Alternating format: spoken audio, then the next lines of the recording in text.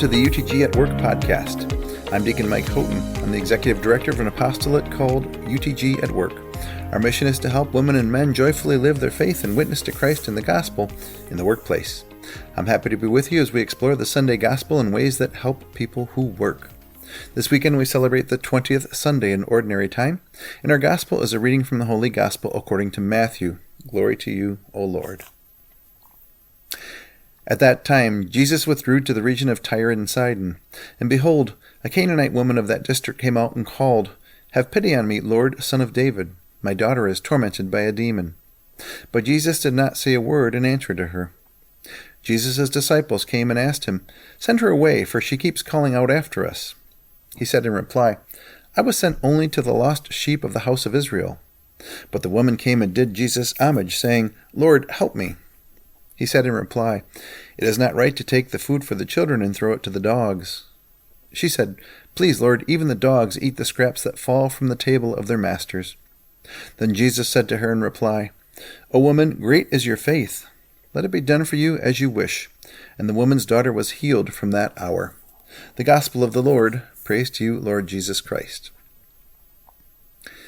This Gospel passage is a strange one, isn't it? To be honest, it's tough to explain. Jesus came across as being rude to the Canaanite woman, at least initially, and he doesn't immediately offer to help her daughter. People have made some pretty wild claims about what's going on here. They'll say that the woman taught Jesus a lesson, or that Jesus took a while before he could figure out what was going on. This is, by the way, hogwash. It's nothing more than an attempt to make Jesus less than what he is, which is God. But then again, we live in a society where wild claims and conspiracy theories and sensationalism are becoming the norm. Can you imagine if Jesus were walking the earth today? The media would have a field day with him. Whenever someone speaks the truth today, most especially the hard truths, people will line up to try to take them down.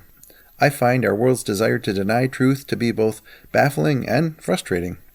But that's not for today's podcast, so let's just take a deep breath and break this one down a bit.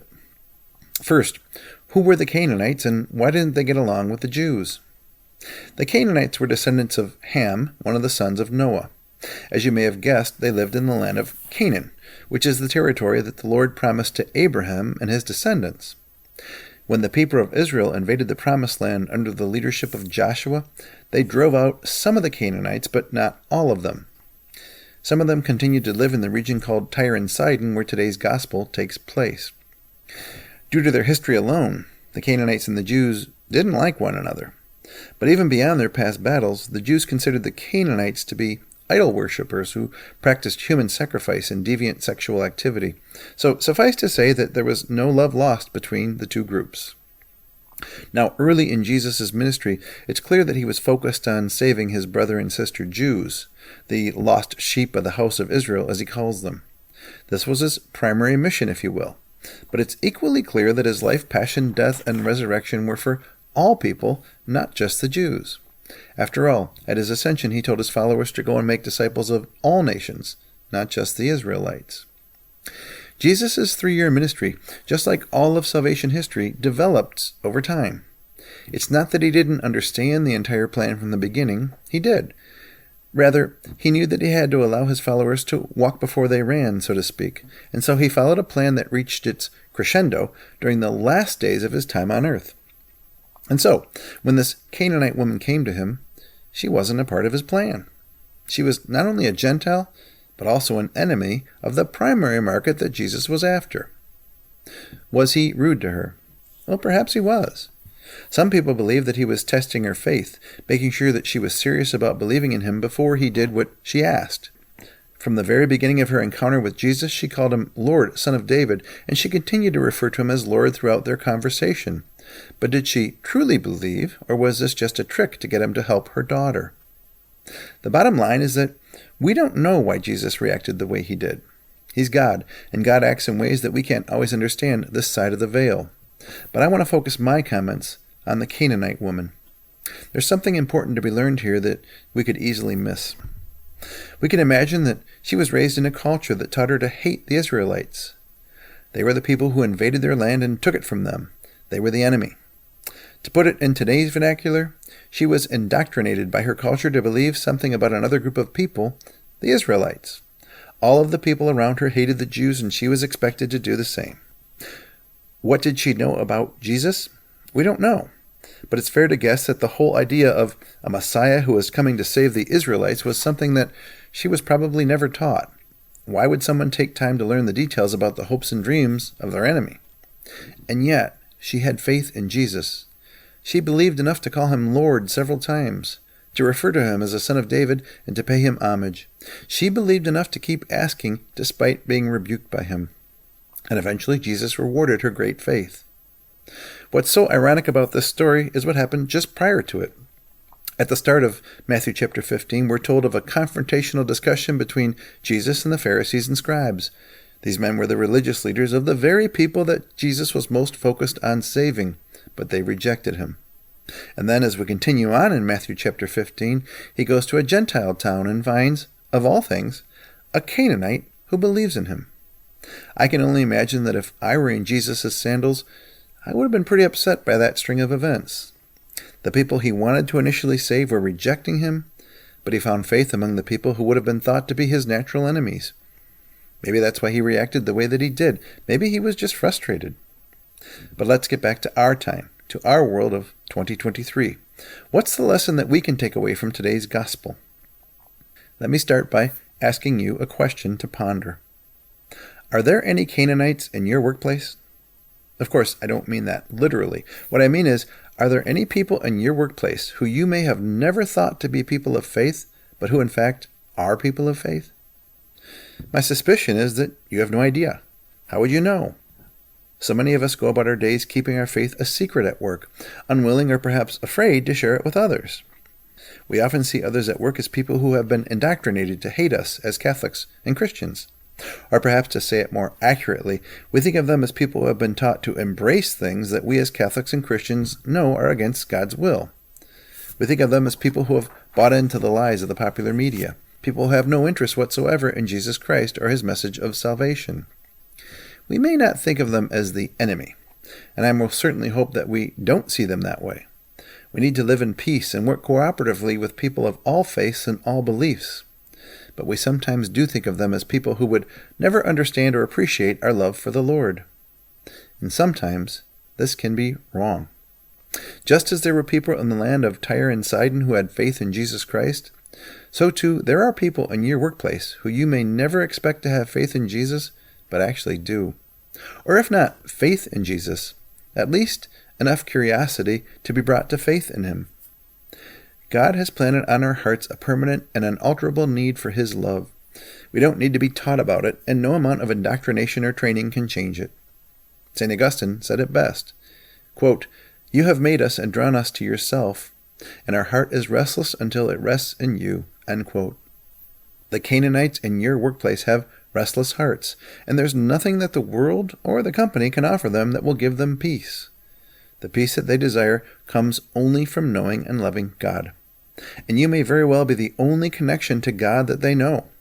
If you want to read more on this point, you can visit our website at utgatwork.org and look up the article called The Rise of the Nuns. Now you may be thinking, that's fine. There may be Canaanites in my workplace, but how will I ever get to know them? They probably won't come up to me like the Canaanite woman in today's gospel came up to Jesus. So allow me to share a story with you that I heard from a man about his experience along these lines. It's not a story that'll blow your socks off, but it does get the point across. Here in the Archdiocese of Detroit, we offer a number of special masses for people in specific occupations. We have a Red Mass for lawyers and judges, which, by the way, will take place on September 12th at noon at St. Peter and Paul in Detroit.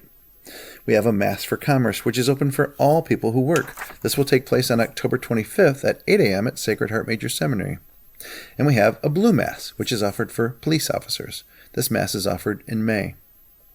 Prior to the Blue Mass this year, a police officer that I know spoke to his supervisor about he and a few others attending the Mass. His supervisor approved, even though the Mass was in the day and during work hours. An admin in the office overheard the conversation, and she was offended that the request was approved. She was either an atheist, that is, someone who believes that there is no God, or an agnostic, someone who neither believes in God nor disbelieves, but remains neutral on the subject.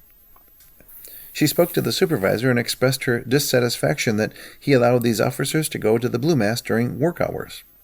The supervisor told her that he appreciated her concerns, but that he stood by his decision. The police officer that I know got wind of this and decided to speak to her about it. She told him that, as one who does not believe, she didn't appreciate others who do believe taking time away from work to go to the Mass. He acknowledged her concerns, but then proceeded to explain why it was important for them to go. He explained to her that, as police officers, they see some terrible things. They see people who die of overdoses, murder victims, suicide victims, abused children, and the list goes on. The things that they see haunt them, and they need an outlet to deal with it. He explained to her that he can't go home and unload all of this baggage on his wife every night. That would ruin their marriage. But he can unload it in prayer to Jesus Christ, who he believes is the Son of God. For many officers, he went on, their faith is the best tool that they've got for dealing with the exposure that they get to the dark side of humanity. The exchange was courteous, and they both moved on. But the next day, the woman came to him and said, I prayed for you last night. I don't know if there is a God or not, but I prayed that if he is real, he needs to protect you and the other officers so that you're safe and that you find ways to deal with your problems. He thanked her for her prayers and continued on with his day. Now, I may be stretching the analogy just a bit, but she was a Canaanite in his workplace. She was brought to prayer because he was willing to unleash the gospel at work, even if in a very small way. You, my friends, are called to be there for the Canaanites in your workplace. You may not know them, but they're out there. They'll surely notice if you pray before your meals at work, if you display religious items in your office or cubicle, or if you simply behave in ways that a Christian should. You may be the only connection to the faith that they know. They need you to live your faith at work. They need you to represent the views of the faithful at work. And perhaps, someday, they may even need you to evangelize them.